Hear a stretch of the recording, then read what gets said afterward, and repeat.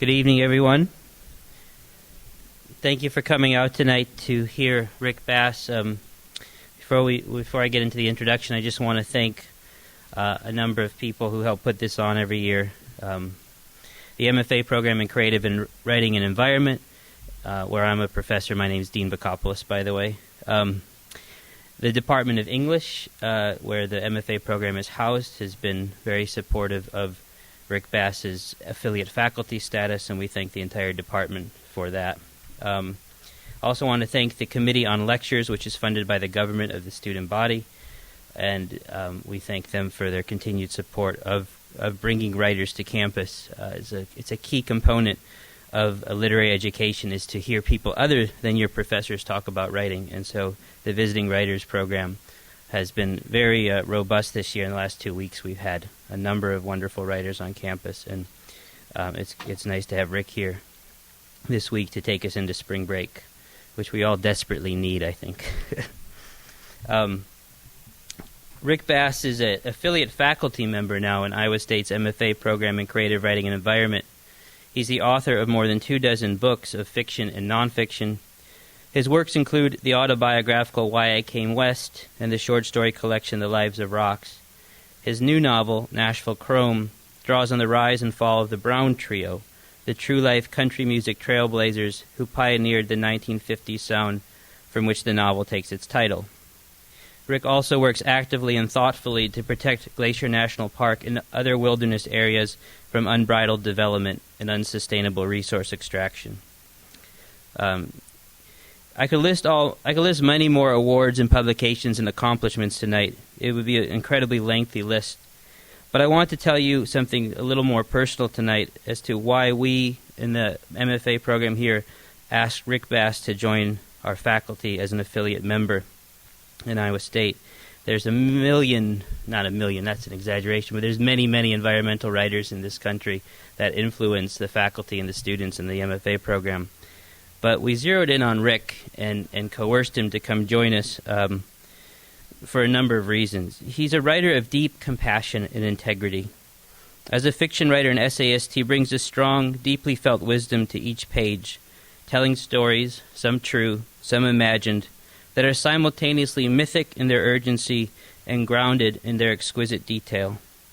He is a writer who understands that nature is not a distinct thing, not some other realm, but that nature is our realm, something we must try to live in and be in relationship with if we are to be whole and healthy human beings. Rick understands that the human's place in creation is profound, troubled, and powerful. As a teacher, we have found Rick to be thoughtful, generous, and ethical, as honest, as direct, and as big-hearted a writer as you'll find on any campus in this country. We are glad he is here on our campus this week and part of our team. Next year, our graduate students look forward to exploring Montana with Rick as our guide. But for now, please join me in welcoming Rick Bass.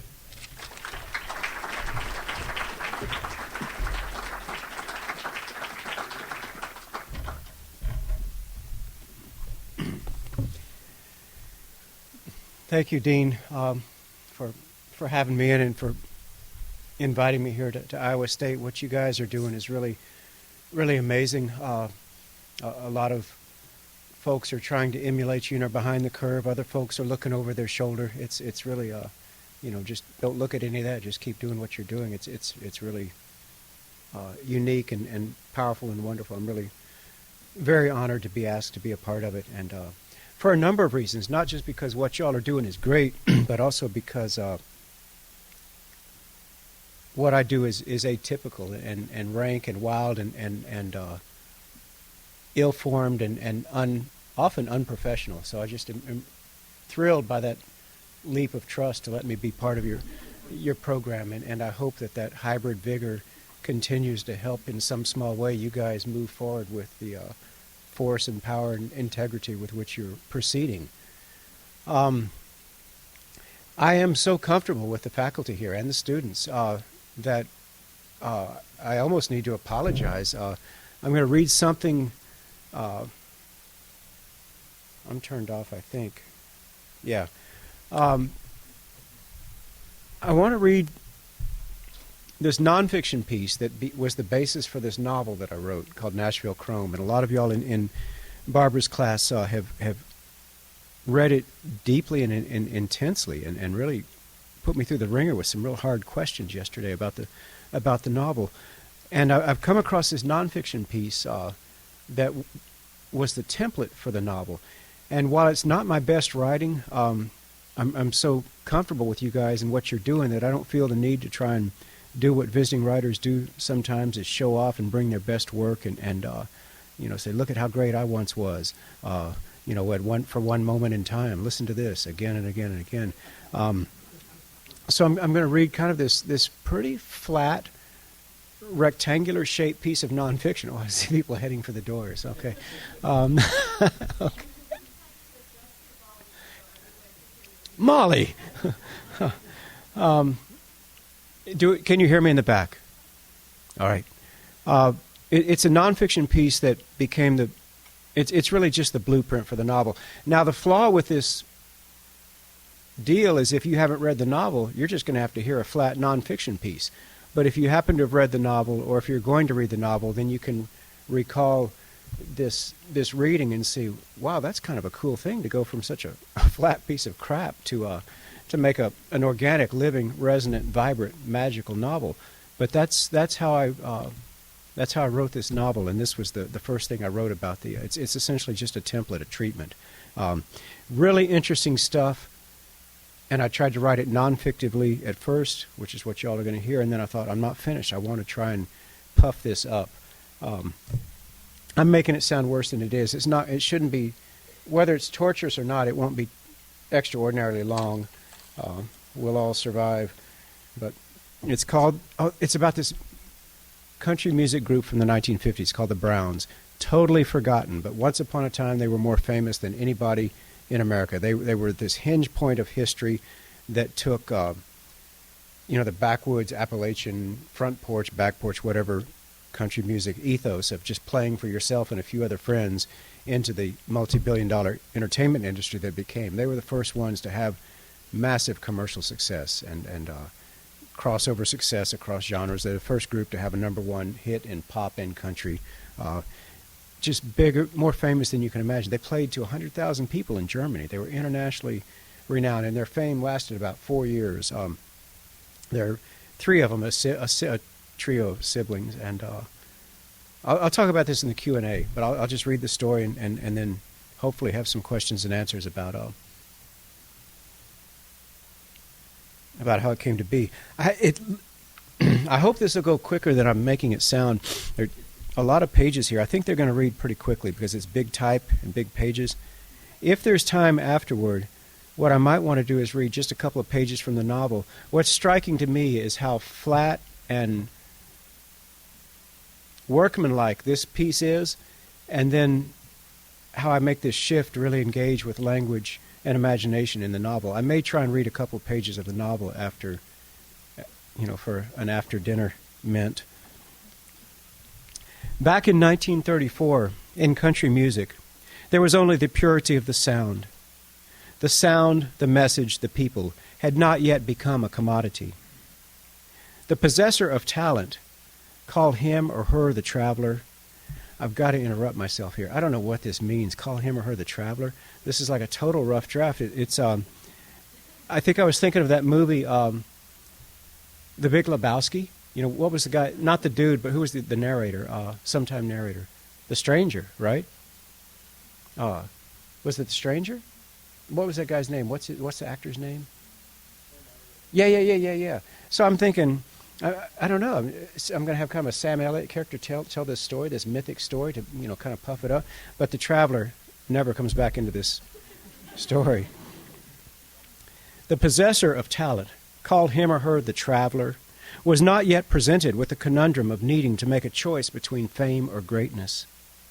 During this time, there was a family called the Browns living on the banks of Tulip Creek, Arkansas, hard-scrabble poor, who, and for whatever reasons, fate, chance, destiny, went on to the top of the country music world.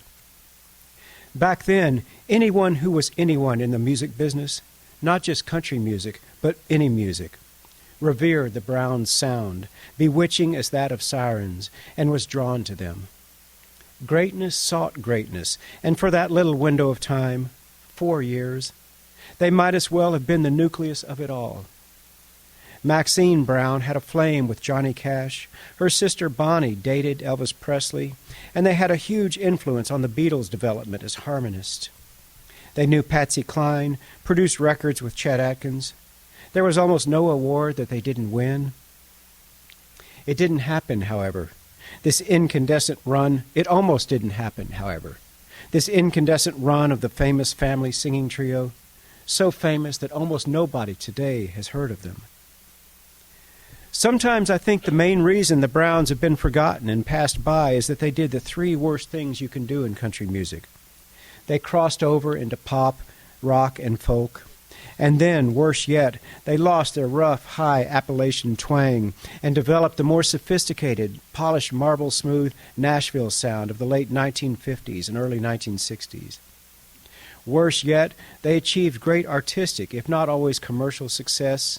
They were the first recording artists to ever have #1 hits on multiple, even simultaneous charts. And I think also that they may have been passed by or forgotten, never quite afforded the full status of myth, because, worst of all, they survived. They still play now and again in a special encore performance every few years. But what she, Maxine, misses, make no mistake about it, is the steady roar of youth and fame from a time when there was no foreseeable end to anything and the only direction was up.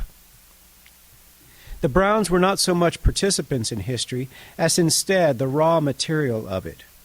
The greatness, the curse and blessing of it, came roaring up into them, then inhabited them like a spirit. It was the same or similar uproar, the same upwelling which inhabited and destroyed so many others at that same point in time.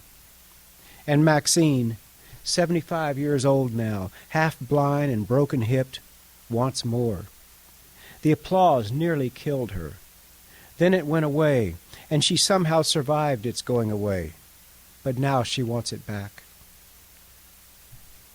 Their early years consisted of a life spent down in the logging camps of the old-growth hardwood bottoms of Arkansas, where would-be musicians such as their father, Floyd, were forever losing digits and limbs to the blades of that profession, the world ever hungry, even during the Depression, for the high-quality, dense timber from those swamps and creeks, and hungrier still after the Depression lifted and the war began, and then beyond, the first edges of affluence which came, licking like fire, after the war. The Browns' youngest brother was killed when he was 7 years old, riding back from the logging camp. Maxine herself rescued her other little brother, Jim Ed, from a burning cabin when she was but 3. Years later, one of the oldest members of the Grand Ole Opry, commenting on the Browns' smooth, sound-sucking sour grapes because of their sudden success, would lay the verbal whip across Maxine's back. The Browns had grown up more country than anyone, but then got smooth, which infuriated old-timers and disc jockeys alike. "Y'all ain't country," sneered one of Maxine's once-upon-a-time idols. What was so bewitching about their music? As best as anyone can tell, there was something in their blood that gave their harmonies a quality that could be produced only by another family member. It wasn't any one tone or timbre, but instead a living thing, organic, spontaneous, vital, as adaptive in any moment as breath or breeze, and with each slight alteration in sound being followed seamlessly by the other 2 siblings in the manner of a flight of swallows flaring, as if each was inspirited by one electrical current of longing. The Nashville sound, it would come to be called, mysterious, gliding, elegant, smooth. Maxine describes their sound as a tempered harmony, one where their notes are bent.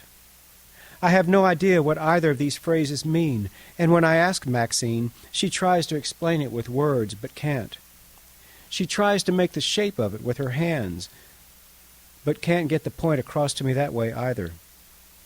They left that raw, high Appalachian sound and brought something strange and silken to an era, the late 1950s, which, though sterling, would not last either, as evidenced by too much of today's country music, which tends to fall apart and instead becomes just a bunch of breathy crooners professing the abstractions of heartache, or gut-swollen nasty louts singing about the manly rigors of an extraordinarily unimaginative brand of alcoholism. The music, if it can be called that, foundering in part on the enabling success of the vigorous marketplace that exists for such things. It makes you mad enough to bite nails if you're a fan of the purer, older, more elemental rootstock, or even say if you're a fan of authenticity, truth, integrity in any form or fashion. And how mad must it have made Maxine? Not only was it tough being a crossover artist in the 50s and early 60s, as country disc jockeys felt their religion slipping away, it was brutal being a woman in country music, swimming upstream through the rapids with few exceptions of misogyny. And in this regard, too, Maxine was a trailblazer. I feel sorry for today's musicians, Maxine says, speaking of the multimillionaires whose lives are governed by the pressures of success. They may have money, she says, but they don't have that family. They don't know what they're missing. I feel sorry for them. The Brown children, Maxine, Jim Ed, and their sister Bonnie, sang beautiful harmonies which were hypnotizing, even as children. Jim Ed, in particular, was able to imitate all the Opry stars. Unbeknownst to Jim Ed, Maxine sent in a tape of him, an audition for amateur night on a weekend radio special called the Barnyard Frolic, a regional low-wattage spin-off of the Grand Ole Opry. A postcard arrived after a few weeks saying he had been selected for audition. Jim Ed lifting his eyes to Maxine, who was watching him read the card, and knowing that she had entered him, their long and strange journey beginning. There are devils as well as saints in their story. It was a devil who appeared first. His name was Faber Robinson, and in short order he tied the innocents up in a contract, signed eagerly by them, and with Jim Ed and Bonnie not even yet of legal age for such things, which would come to haunt them for the rest of their days. In conjunction with Faber, however, they were to meet also the first saint, another country star similarly betrothed to Faber, Gentleman Jim Reeves, and his wife Mary, who, though Reeves was only 7 years Maxine's senior, took the Browns in under their wing and became advisor, supporter, confidant, mentor, and friend, and who would remain these things through thick and thin. There was joy during those first long, hard tours. Jim and Mary Reeves saw to that. One trip which stands out particularly in Maxine's memory, up through the Pacific Northwest, towing a little trailer crammed full of their instruments and costumes. Floyd and Bertie Lee had bought a little 16-millimeter movie camera for their children to film the great adventure. None of them had ever been west of Arkansas. And I spent an afternoon over at Maxine's in the green springtime suburbs of North Little Rock, mockingbirds squalling, jays shrieking, and the murmur of lawnmowers growling their way across various yards, watching the old silent movies in the dark depths of the den. In the films, everything looks ancient.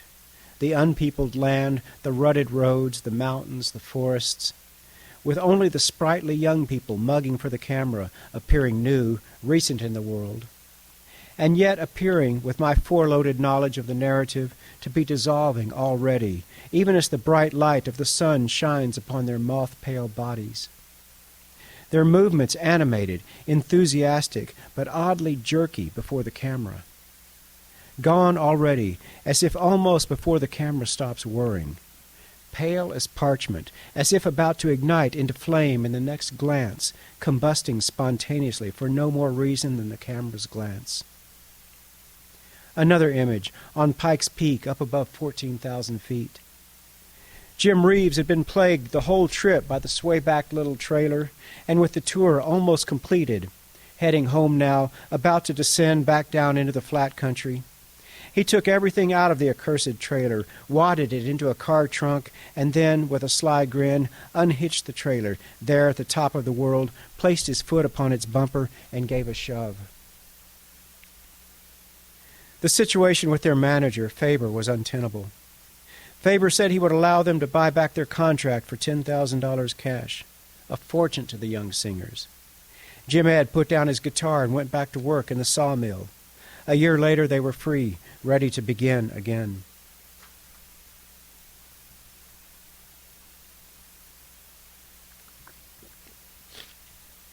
Supportive of and excited about their children's careers, Floyd and Bertie Lee decided to open a dinner club, which they named the Trio Club, in honor of Maxine, Jim Ed, and Bonnie. A fourth child, Norma, was 12 years younger than Maxine and never really quite fit into the trio because of that fact, though some said she had the most talent of all. Located in Pine Bluff, the last crossroads for all Southern musicians as they traveled up to Nashville, the Trio Club soon became renowned for the best cooking in the South. And in that first magical year, the Browns befriended a shy young musician, Elvis Presley. The Browns quickly became his adoptive family when he was on the road. He took to calling Bertie Lee Mama Brown, and could not say no to her pies and biscuits, her gravy, and especially her banana pudding.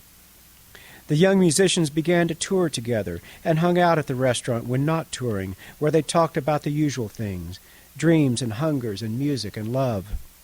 They talked about fame, too, as if deluded into believing that it was the twin rather than the distant cousin of greatness. Elvis fell hard in love with the ravishing dark-haired beauty of Bonnie.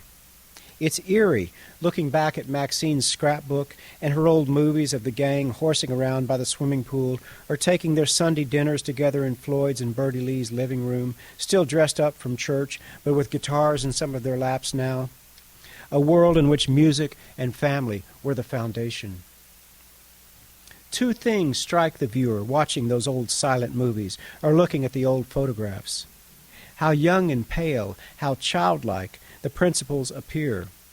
Despite their neat haircuts and semi-formal attire of white blouses, plaid skirts, bobby socks, and slacks and button-down shirts with thin ties, they are still just children imitating at first the habits and customs of adults.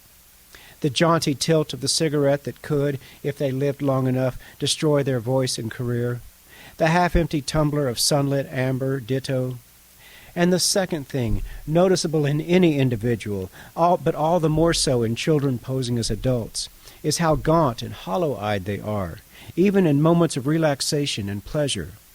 The dark circles beneath their eyes revealing some haggardness below or within, of which even the travelers themselves are not aware. Who would wish for such power, such danger? Thank goodness, perhaps, it is so rare in any generation. The Browns did not need to be keen observers of history to be noticing how many peers were falling by the wayside.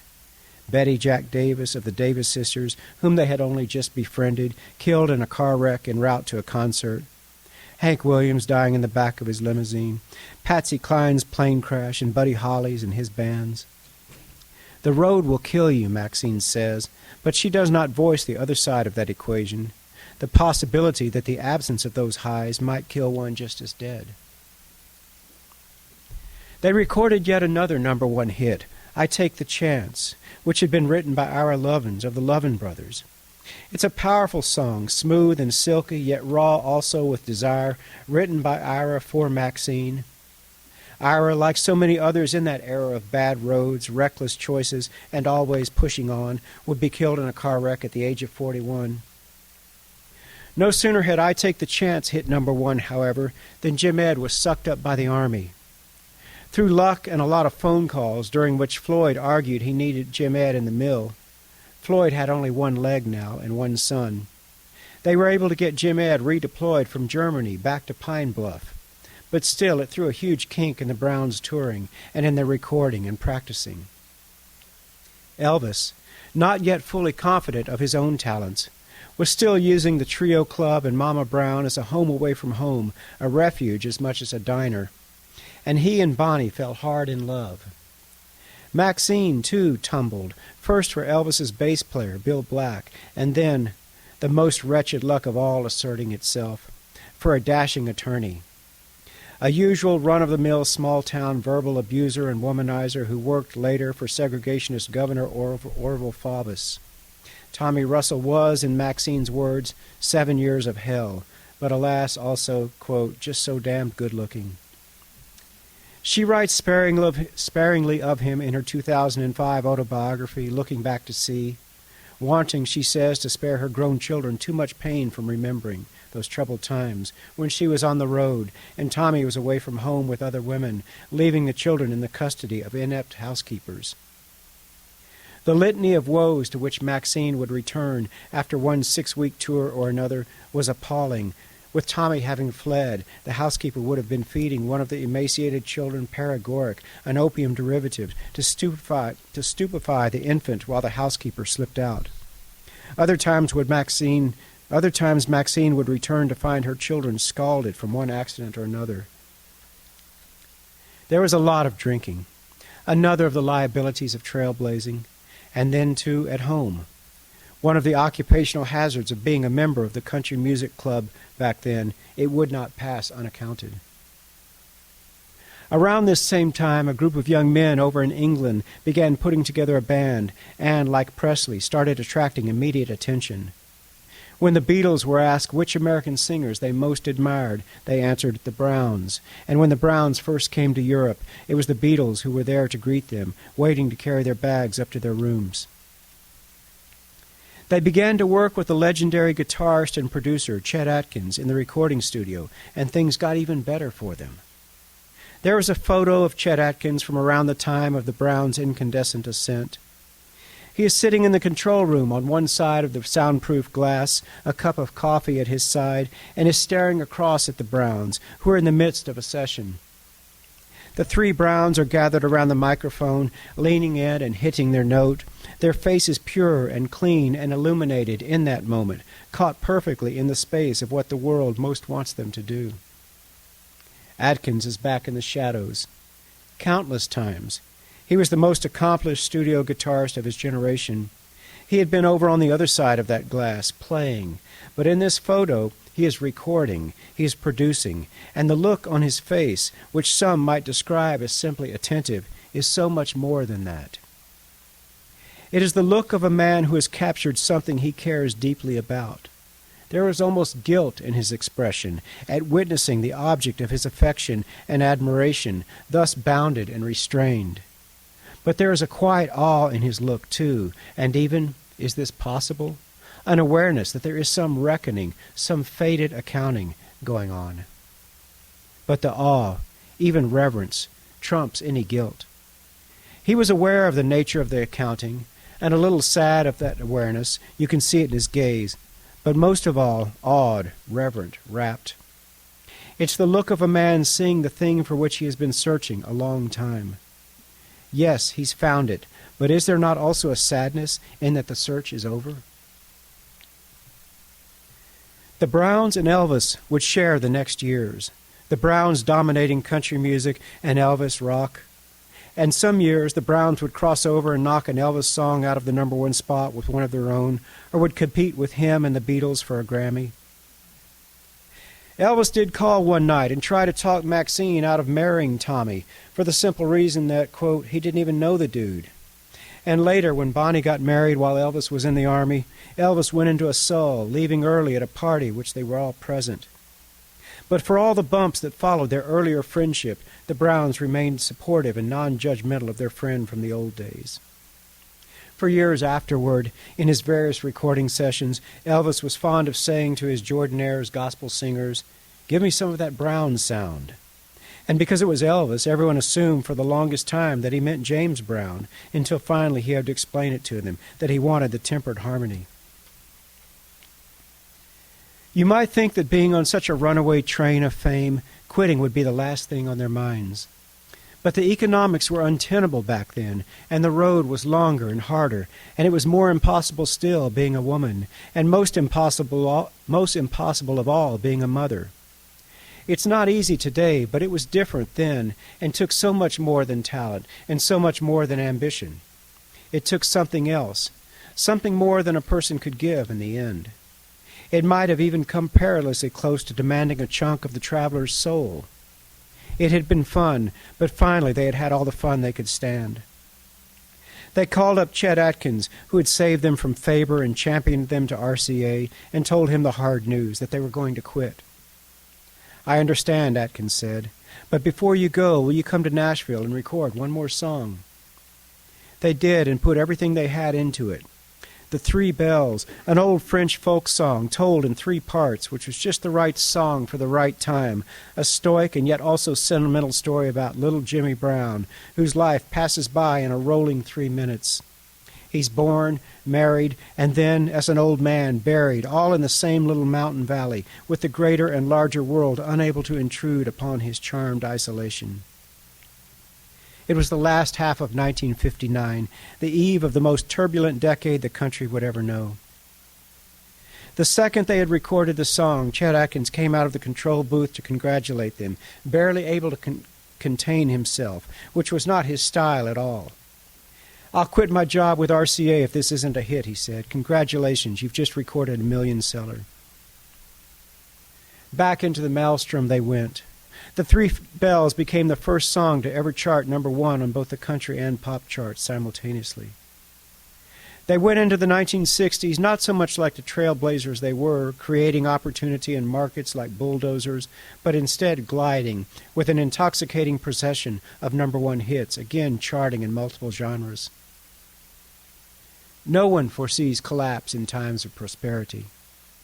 Maxine says that sometimes they had the haunting suspicion that even with each new success, the correlative reversals were becoming disproportionately freighted, that some kind of wobble had been entered in this regard, that the old strange harmony of high and low could no longer be held or sustained, and was unraveling, that their old and perhaps ancient contract with greatness was being renegotiated. The litany continued. The stars all around them continued falling. Handsome Johnny Horton ran off the road and was killed, though band member Tommy Tomlinson survived. He had been clutching his lucky rock at the time, the same rock he always asked Maxine to squeeze before going out on stage when they performed together. Bill Black, Elvis's bass player, died of a brain tumor at 39. They were all being taken, the relatively small generational node of greatness having done its work, sparking that once-buried fire into the world, but vanishing quickly now, blinking out all around the Browns like streetlight bulbs popping, fizzling. An arc of spark, then darkness. Maxine had drafted divorce papers, only to discover she was pregnant a 3rd time. She gave birth to Alicia, divorced Tommy, then was plagued with a terrible backache to the point where she couldn't walk or control her bladder. A myelogram discovered 3 burst discs, bad luck, and, coincidentally, cancer of the uterus, good luck, for they caught it just in time. On the way back from Europe, ice began forming on the wings of their plane so that the pilot had to descend to an altitude where the ice might melt. The plane was bucking and stalling. The stewardesses told everyone to put on their life jackets. They descended to within 100 feet of the ocean, bumping along, 1,000 miles from land, 1,000 miles from anywhere in the dead of night. But the ice melted, and life was still fine. Maybe it was not so much that the magic was leaving them, as instead it was metamorphosing to a different kind. It might have seemed to some by that point, and even to them, that the world had used them up. And yet if that was really the case, why would the world not release them? Jim Reeves called one day in July of 1964, inviting Maxine to fly up to North Arkansas with him to look at a possible investment property. Jim had bought his own airplane and enjoyed puttering around in it. Maxine was worried that they might get stranded due to a summer thunderstorm. "Oh, hell, Maxine," he kidded, "I won't let us get stranded, and even if we do, we'll have a good time." "All right," she relented. But the trip didn't happen, or rather she didn't get on the plane. Her youngest child became ill the night before, and Maxine had to call and cancel. "Bring her with you," Jim said. "We'll take her to a doctor in Little Rock." But Maxine said no. The next morning, Alicia was better, and Maxine went on about her life, which included preparations for a show she and Jim Ed and Bonnie were doing at the Big D Jamboree in Dallas. A couple of days later, they drove out to attend it. And on the drive that night, somewhere between Little Rock and Dallas, listening to Ralph Emery's show on WSM, they heard the breaking news that a plane with a country music star was missing. They went back to Nashville to help with the search. When the plane was found, it was only half a mile from Jim Ed's house. It turned out Jim Reeves had been only 2 or 3 minutes away from the airport, but a violent summer thunderstorm intervened. And if there had been any previous question about the lows getting lower than the highs were high, there was no longer any doubt. With tears running down their cheeks, they recorded the usually maudlin, "Mommy, please stay home with me," and somehow transcended rank sentimentality to accomplish some purer, more elemental level. The album which held that song was nominated for a Grammy, though it ended up having the bad luck of competing that year against the Beatles' A Hard Day's Night. Bonnie got in a wreck, ran off the road, and when another car nearly clipped her, and Jim Ed and Maxine rushed her to the hospital, where Bonnie was pronounced fine, though she wasn't.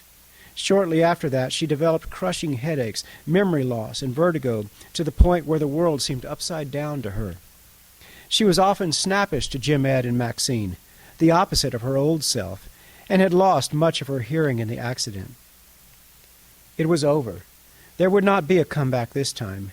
Maxine and Bonnie told Jim Ed to go ahead on his own to forge a solo career, and, down to his last $8, recorded the best-selling jukebox classic, Papa Top. Indefatigable, how is that word pronounced? Indefatigable. Thank you. Indefatigable, even somehow in her defeat. Maxine tried one last time to soldier on, traveling to Nashville to meet with RCA executives to plot a comeback, to petition for a duet with someone, only to be told by one of the new young men running the company that it was over, that as far as RCA was concerned, she was old hat. And then he smiled and walked away. I'm in Maxine's kitchen, watching as she adjusts the blue flame of the stove to heat some water for tea.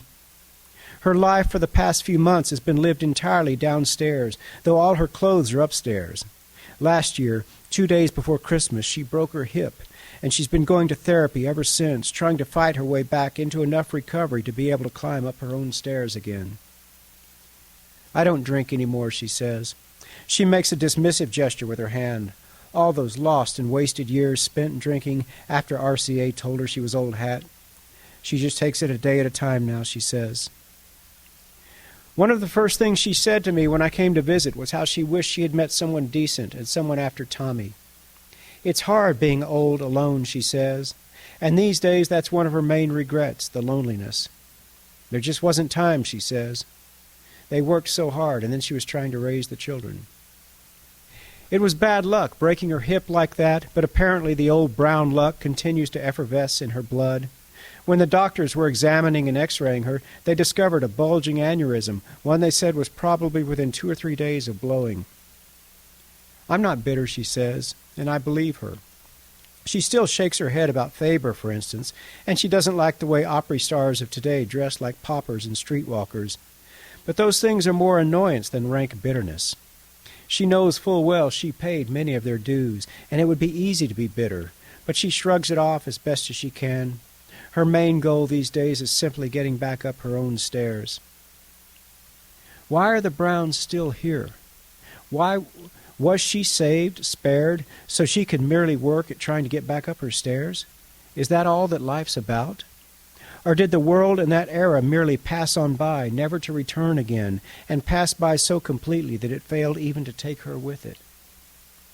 That's a harsh consideration, and I don't believe it. I think she is still here, along with her brother and sister, because they were there at the beginning. Everyone else came along a little later, added on, and she's still here too because she pulled back just in time. And yet still, despite her best efforts to lie down and be quiet, the old fires are in her. Still, she wants to reunite, wants to sing again. Not just once, but on kind of a steady basis. Steady enough to know the adulation that was once hers, and a few others, seemingly in excess. She and Bonnie have made a pact that if they do come out of retirement and ever fail to get a standing ovation, they've agreed to retire again. We'd have to work hard, Maxine says. We'd have to get back in shape. Or Bonnie and I would. Jim Ed's always in shape. You can hear it listening to the old songs. They are about control, strict mastery of self and voice, And again, no matter what the content of the song, the subtext is that all is well, all is under control. The flames of passion and the world itself may be burning, but listen to this harmony, listen to these tempered notes as they navigate their way through the flames. There is a dog in her life now. There's time and space for at least a dog now, where never there was before. And yet, as if even now, inexperienced in and somewhat uncomfortable with such matters, the dog, Buddy, is not really hers, but is instead a neighborhood dog, a communal property, a wayfaring stranger of sorts, who spends his nights curled up outside one neighbor's home, then arising at dawn and making his slow and cautious rounds, stopping at each friendly station along his route where he will receive a pat on the head or some morsel, some tidbit. He was abused by his previous owner, Maxine says, and he doesn't trust men anymore. Buddy spends the middle part of the afternoon in the rising heat of the day, either on Maxine's back porch or sometimes inside her house, where he tiptoes around as if it is actually his home and as if she is actually his owner.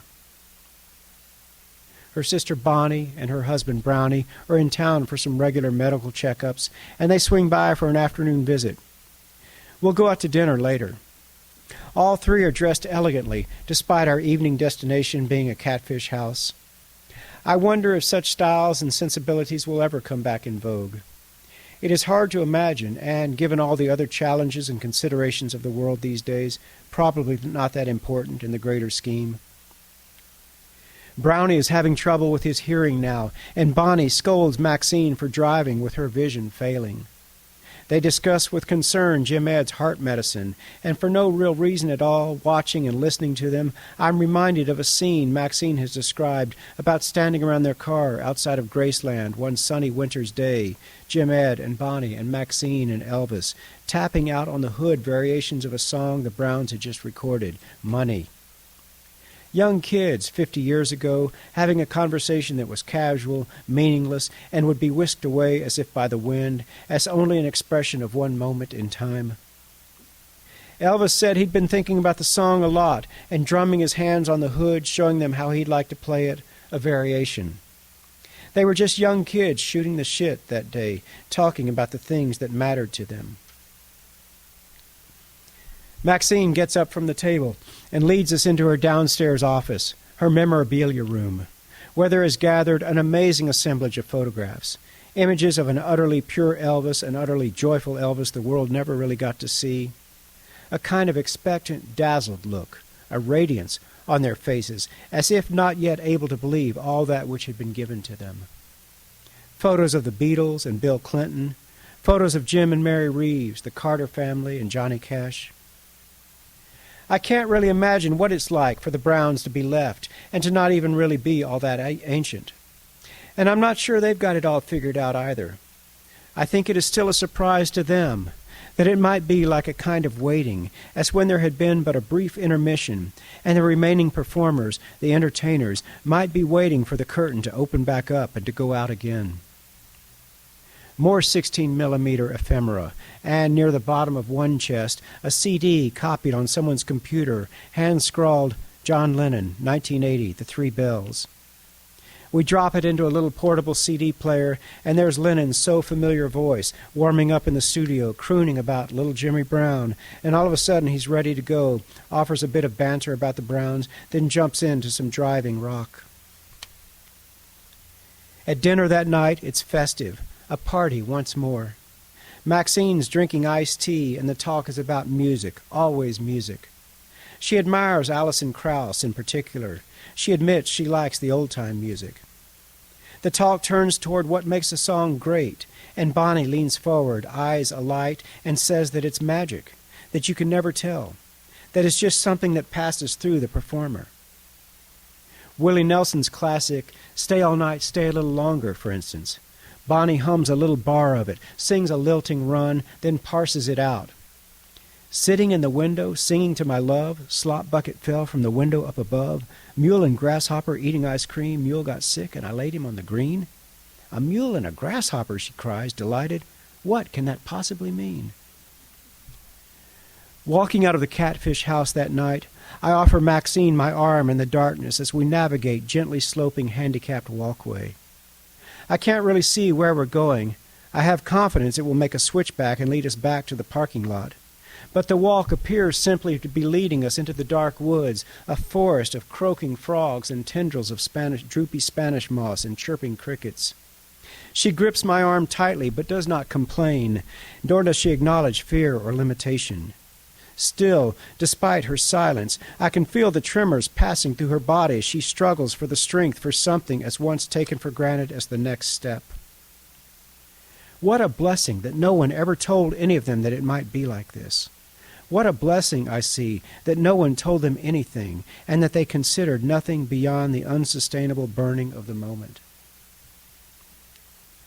There is little in her sights now save for one more round of applause, and then one more, and again. Just because such a thing might more comfortably fit our notions of quaintness, the idea of an aged person ultimately accepting every one of the limitations of his or her long life, does not mean that that is how it always should be. It should be more than fine, in a universe as large and mysterious as this one, for there to be some fires that never go out, fires which continue to burn even long after they seem to have consumed all the available fuel. She wants to sing again. She wants not so much to go back to the time of all her now disappeared peers as to instead simply keep on going. She might get lucky yet. She might get to fulfill her hunger again, and the Browns might yet reunite, might somehow be caught back up in that strange roar of fame that first chose them so long ago. The world's dream and hers, as if she is still but a young woman just starting out, might yet coincide at least once more, and then, for as long as she wants it, maybe one more time again.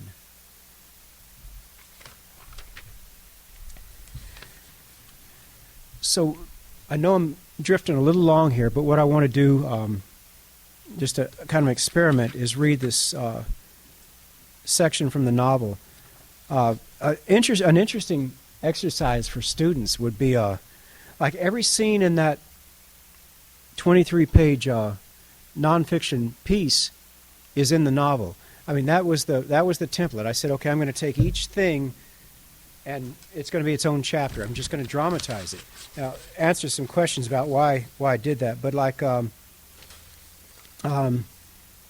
Jim and Mary Reeves pushing that trailer over the hill. That's one chapter.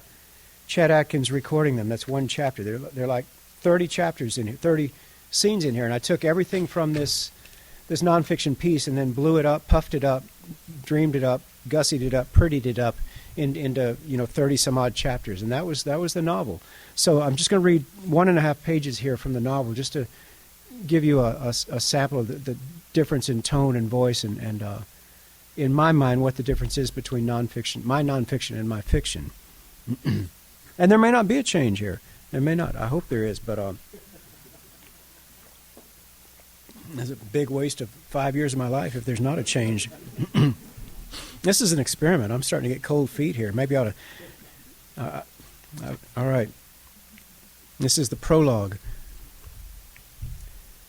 For a little while, the children, Maxine, Jim, Ed, Bonnie, were too young to know the weight of their gift, or even that their lives were hard. Their parents had always been poor, but never before had there been such desperation. Never before had there been a time when one's talents, whether hunter or farmer, salesman or tailor, had been insufficient to keep food in the mouths of their family. Now the country was saying the Depression had ended, but where they lived, in south-central Arkansas, not so far from Mississippi, back in the swamps, between the rolling ridges that looked down on Poplar Creek, nothing was different. Things had been bad before the Depression, then got much worse during it, and people were not yet recovering, even though what little news they heard back in the hills told them that everything was better now. The children's parents, Floyd and Bertie, were still starving, still ravenous, still wondering why they had been put on earth, why they had been brought into the world. But for a while, the children didn't know this despair. They would have breathed it like the fog vapors that rose some nights from the swamp, would have absorbed it night and day, until it became so wreathed within them that soon enough it would have begun to replace the spirits with which they had come into the world, but not yet, not then. Floyd was drinking hard and logging harder, felling the oaks and hickories with axes and crosscut saws and sledging them out of the swamp with mules, and when the mules were injured, with men too poor sometimes to afford even a cup of fuel for their bulldozers and tractors. And so their gnawings at the old forest seemed as infinitesimal as they were ceaseless. It seemed that the old forest might grow back in just as fast as the men could sledge the logs out. The places where they worked opened the forest briefly to the sky, let in little patches of white light in which ferns and orchids grew, blossomed, and prospered briefly before the young canopy closed back in over such clearings. The children, before they knew their calling, sat at the edge of the creek next to one such clearing and watched the slow, muddy waters of Poplar Creek drift past. The nearest town, Sparkman, was 8 miles away. To them, the world was still beautiful, and only beautiful. They sat there quietly in the last free days before they became aware that they had a gift. Not a gift they had asked for or labored toward, but which had been impressed on them from birth. And they waited, one must assume, for the wisps of despair and misery to begin to soak into their skin like the smoke from the burning of the slash piles, blue smoke hanging in sunlit rafts all throughout the forest, as if a great war was being fought, one about which they knew nothing, one of which they were entirely unaware. So I hope that's a little different, and that's the end of my reading. I'm happy to answer any questions you. Oh, thank you. Thank you. You guys have such a great, strong environmental spine to your lives and your academics that I really am inspired by, and again, proud to be at the edge of it. So I imagine some of those questions will come up, but I'm also happy to answer questions pertaining to this strange nonfiction-fiction conundrum that.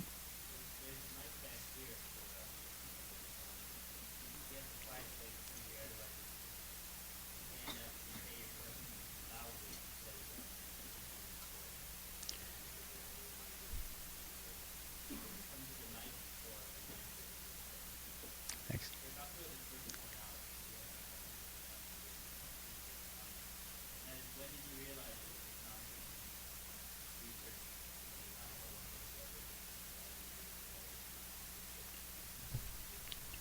Well, I wrote it nonfiction first and just was not satisfied. It felt like there was still leftover stuff, leftover richness. It was really, these folks lived incredibly rich lives, and it just felt like there was still some gas left in the tank. And I thought, I'd like to, very rarely do I get that feeling. I usually make my choice at the beginning. It's like, running back, picking a hole in the line of scrimmage. You don't stutter step, you don't go. When you make your decision, you shoot through it while it's still there. And it just felt like there was more opportunity, like there were a lot of holes all up and down the line of scrimmage. And I went through this one, but then, wow, what if I'd gone outside here and gone through that one? What would have happened?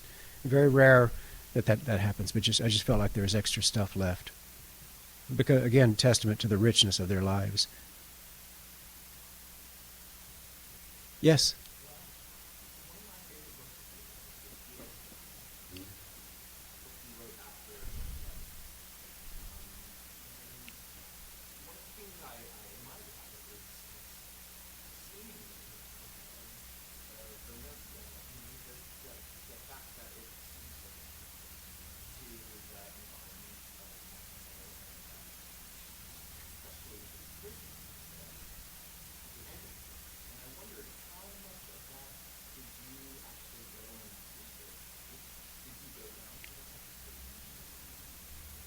The questions about this obscure little novel called The Diezmo, which it was just a total indulgent act on my part. Grew up in Texas, where they just browbeat us with anglicized Texas history, in which the defenders of the Alamo were not genocidal maniacs, moving the native people out of their territory and claiming it under the Lone Star flag, but instead, heroes defending the homeland.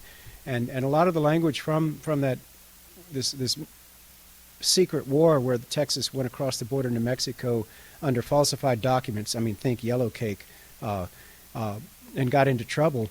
Was this historical event in 1848, and I was so upset when we went into Iraq, and I just felt such a hostage.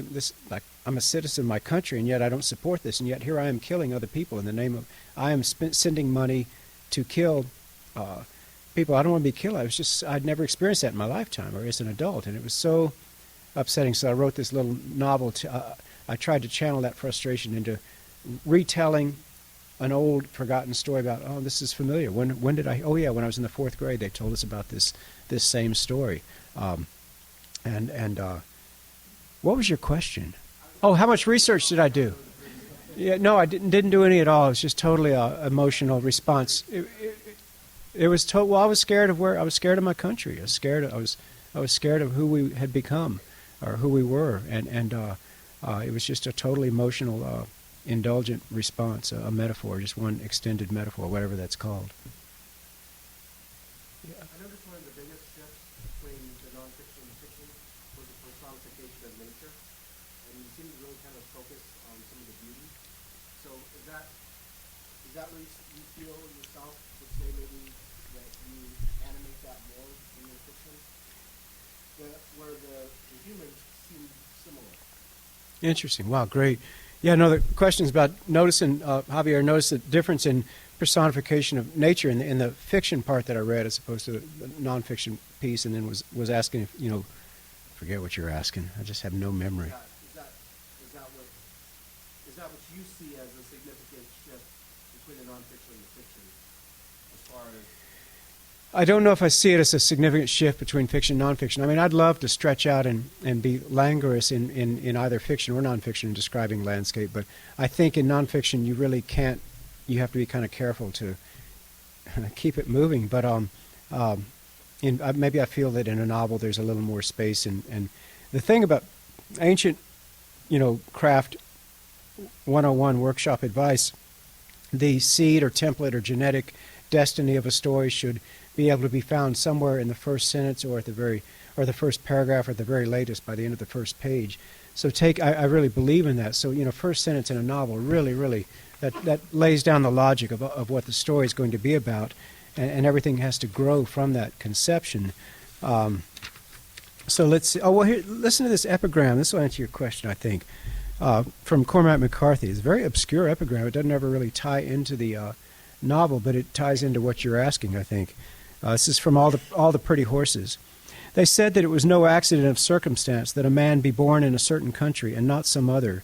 And they said that the weathers and seasons that form a land form also the inner fortunes of men in their generations, and are passed on to their children, and are not so easily come by otherwise.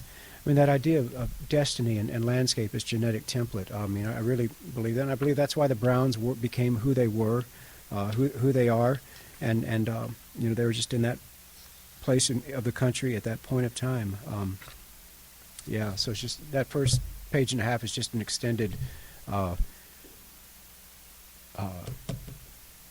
metaphor for how quickly you're going to have an opening in the forest, sunlight will come in, fame will come in, then the forest will close in, and it'll be back to rot and senescence, and the forest goes on richer for having done it. Why did it come up in that place? Blah, blah, blah. It sets the logic and the template for all the patterns that replicate throughout the novel. Yes? This is not a question, it's a statement. You listen to a lot of audiobooks, and you have a wonderful voice for reading your book or other books. Oh, that's so kind. Thank you. Thank you. Soothing or something. That's so kind. That's so sweet. Can I give you my daughter's phone numbers? And that's very nice. I'll take that home with me. Thank you. Yes, Deb. How did you find the Browns? I mean, how did you find their story, and then how did you gain access to spending time with them? Dean is shifting and cracking his knuckles. This is the last question. Thank you all for being so patient, and they are padded chairs.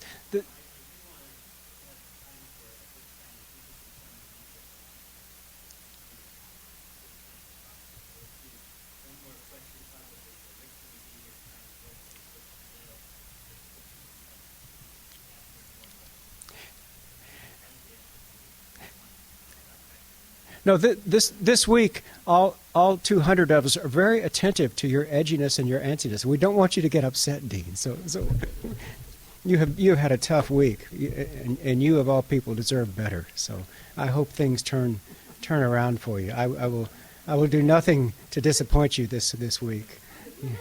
You're one badass. I so love that. Totally so happy to be here. You guys are the real deal. It's really an honor. So this is a long answer, as you may have guessed. How I came into this story, my daughters were smitten with the country pop star Keith Urban, and they were at that age of adolescence where they wanted nothing to do with me anymore. So I was like, trying to get in front of them in their line of vision and say, what, how can I be relevant in your life? And I thought, I know, I'm going to interview Keith Urban, which is like interviewing, the Beatles or something. I didn't realize it was going to be hard. I thought, I've published in a lot of, any magazine in the country, I've published in it. And I thought, who could say no to me asking to do a story about Keith Urban? Well, a lot of people could say no. So, and they kept saying no. So finally, I found myself washed down and out in Nashville trying to secure a gig with Country Music magazine. And they said, no, Keith Urban doesn't want anything to do with you. Are you crazy? And it was like I was stalking him. I'd been on for a couple of years, and I told you all this in Barbara's class, but I kept writing his manager and stuff, and this was about the time Ted Kaczynski was having his troubles with the federal government, and so the entertainment company his manager gave me these letters from Montana saying, I want to write a story about Keith Urban. I want my kids to meet Keith Urban and stuff. So finally they took pity on me. They sent these 8x10 glossies of him with his signature and stuff, and I came back from the mailbox. I go, girls, look what I got. I delivered the goods. Look what I got for you. And they were so scornful of it. They go, Dad, this isn't even his signature, Dad. You did this. So I flew out to Nashville. I had a friend of a friend of a friend of a friend who was a publicist or something, and we're having lunch, and she was saying, here's the deal. I'm going to help you get closer to Keith Urban, but first you have to go through 7 rings of hell. You start doing small profiles of lesser-known stars and show the country music industry that you can deliver the goods. And I go, okay. And I have a client for you, Maxine Brown. I want you to, and of course, she's so conflict of interest. But anyway, I had lunch with the Browns and was blown away by the richness of the story. And Maxine is just so fame crazy. So she says, I've had this incredible life. I want you to make a movie about my life. And again, you will remember from the nonfiction piece, she has an incredible knack for bad luck. And that was just an extension of her bad luck, picking me to write a movie about her. It was like, this book sold 1,000 copies. That's not many for those of y'all who don't know body count kind of thing. She picked, the most literary, high-minded, artsy guy in the world to go engage her in Hollywood. It did not work out well, but that's just so I wrote this nonfiction piece. No interest in her life. So I said, okay, Maxine, I'll do the best I can. I'll write a novel, and maybe somebody will get interested in the novel. But I really wanted to write the novel, and she said, I want you to write the novel. Last end of the long answer. So this novel comes out. Maxine, is all about control, right? Their sound is all about control. I'll get into. I don't have to say that. The AP writer for Nashville. Entertainment writer in Nashville for Associated Press did a big long article feature about the book, and he as being a good reporter, he calls up Maxine and says, Maxine, what do you think about the book? So anyway, this review comes out, the lead interview for the first review out for the book, and as a writer, I can promise you this is what you never want to have this experience. So I open up the computer email, and here's the review, and I start reading, and here's the first sentence. It's seared in my memory. It's in quotes. It's Maxine speaking to open the interview, the review. The first time I read that damn book, I got so mad I cried and threw it across the room. Then I got up on my broken hip and walked over and picked it up and put it in a trash can and stomped on it. So then there's like, you've got 1,000 more words. There's all this text below, and you're just like, I can't read any further. It's just sick. And so she didn't like it. She asked for it, but she didn't like what she asked for. And she just, the emails between us it was rough. And I tried to be very respectful of them. I mean, there's some juicy stuff in her autobiography. I mean, I could, as a novelist, I could have written a bestseller based on her life. I mean, there was like crap in there you wouldn't believe. And but I just kept this high road and just, you know, respected them all the way through, and left out all of the stuff that I wouldn't want said about me. And but she still, you know, people are funny when you write about them. It's no, that's not who I am. I'm better than that. She's come around since then. She loves it. She's its biggest fan. She's got it all over her web page. But you know, but it was a rough 6 months. Her son, actually, who's an English major, said, "Mom, this is wonderful. This is great stuff. This is metaphor. This is not you. This is the dream of you, Mother." And I go, "Yeah, Tommy, tell it." So she's come around. She's you know, who among us at age 80 could make that kind of spin of being embarrassed and mortified for somebody saying that you had a problem with the bottle, when, I mean, in her autobiography she's got like 7 chapters on it, but for a stranger to say it in, you know, one little half paragraph, it's like, you know, but she, to her credit, she's come around and, you know, I'm sorry? Okay. All right. Thank you all for having me in. It's really great to be back.